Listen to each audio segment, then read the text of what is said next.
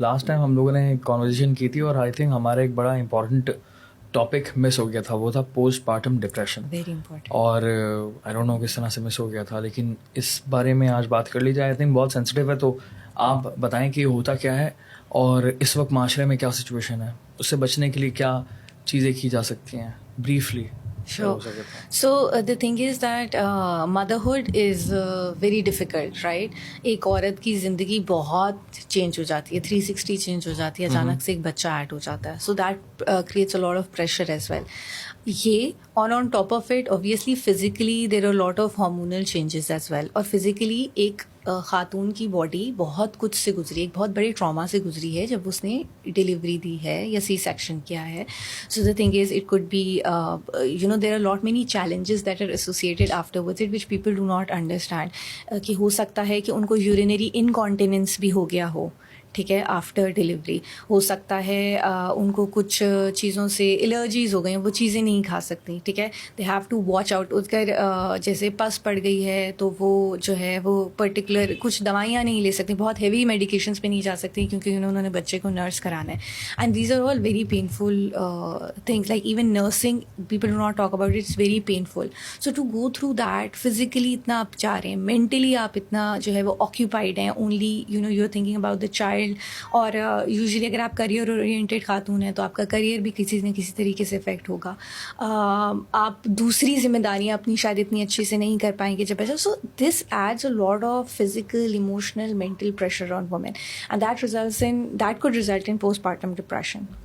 हम postpartum depression की बात करें, उसके सिम्टम्स की बात करें, तो वो सारे डिप्रेशन के जो सिम्टम्स होते हैं कि किसी चीज़ में दिल ना लगना, बार बार रोना, ये सोचना कि मैं मर ही जाऊँ तो इससे बेहतर है, या फिर ये कि अपनी एक्टिविटीज़ पूरी तरीके से ना कर पाना, सुबह उठने का दिल ना चाहे और सुबह उठें भी तो unable to function, fatigue, loss of energy, extreme loss of energy.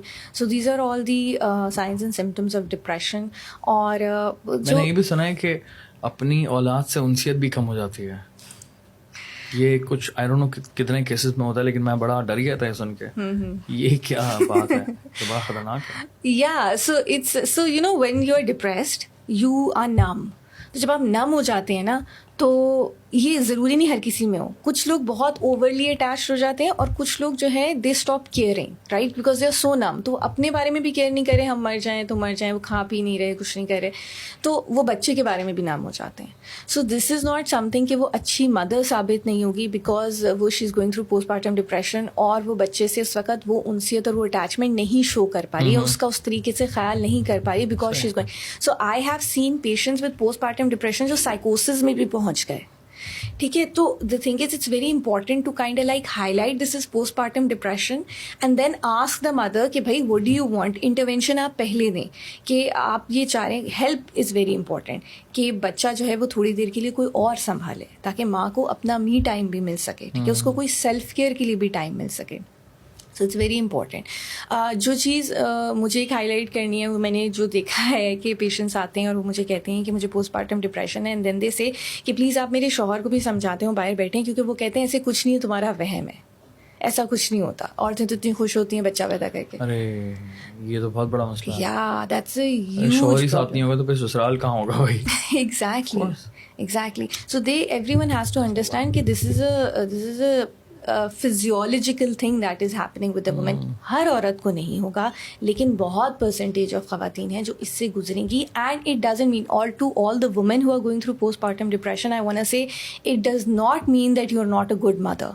It just means that you are just a human who is as vulnerable as all of us are.